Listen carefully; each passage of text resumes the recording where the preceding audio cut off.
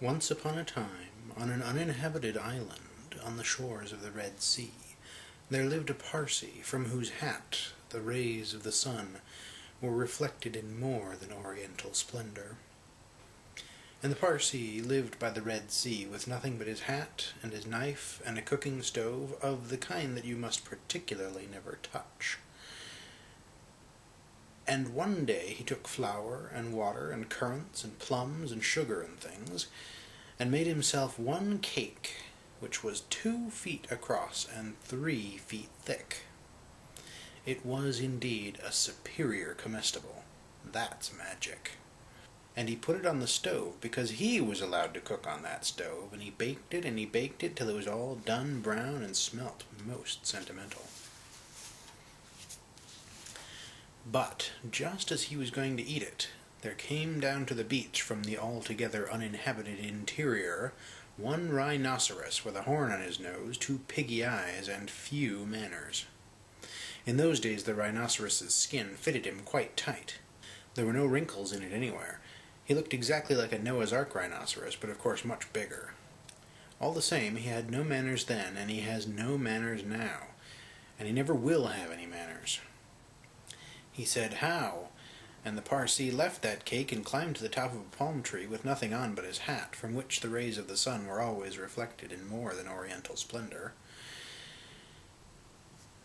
And the rhinoceros upset the oil stove with his nose, and the cake rolled on the sand, and he spiked that cake on the horn of his nose, and he ate it, and he went away, waving his tail, to the desolate and exclusively uninhabited interior, which abuts on the islands of Mazanderan, Socotra, and the promontories of the larger equinox.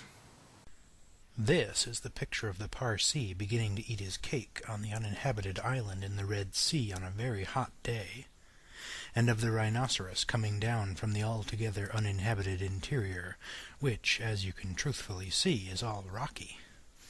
The rhinoceros's skin is quite smooth, and the 3 buttons that button it up are underneath, so you can't see them. The squiggly things on the Parsee's hat are the rays of the sun reflected in more than oriental splendor, because if I had drawn real rays they would have filled up all the picture. The cake has currants in it, and that wheel thing lying on the sand in front belonged to one of Pharaoh's chariots when he tried to cross the Red Sea. The Parsee found it and kept it to play with. The Parsee's name was Pestunji Bamunji, and the rhinoceros was called Storks, because he breathed through his mouth instead of his nose. I wouldn't ask anything about the cooking stove if I were you.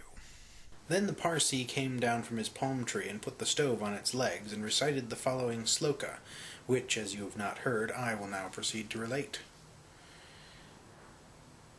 Them that takes cakes which the Parsee man bakes makes dreadful mistakes.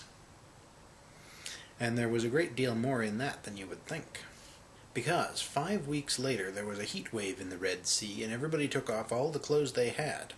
The Parsee took off his hat, but the rhinoceros took off his skin and carried it over his shoulder as he came down to the beach to bathe. In those days it buttoned underneath with 3 buttons and looked like a waterproof. He said nothing whatever about the Parsee's cake, because he'd eaten it all, and he never had any manners then, since, or henceforward. He waddled straight into the water and blew bubbles through his nose, leaving his skin on the beach. Presently the Parsee came by and found the skin, and he smiled one smile that ran all round his face 2 times. Then he danced 3 times round the skin and rubbed his hands. Then he went to his camp and filled his hat with cake crumbs, for the Parsee never ate anything but cake and never swept out his camp. He took that skin, and he shook that skin, and he scrubbed that skin, and he rubbed that skin just as full of old, dry, stale, tickly cake crumbs, and some burnt currants, as ever it could possibly hold. Then he climbed to the top of his palm tree and waited for the rhinoceros to come out of the water and put it on. And the rhinoceros did. This is the Parsee Pestunji Bamunji sitting in his palm tree and watching the rhinoceros Storks bathing near the beach of the altogether uninhabited island, after Storks had taken off his skin. The Parsee has put the cake crumbs into the skin, and he's smiling to think how they'll tickle Storks when Storks puts it on again.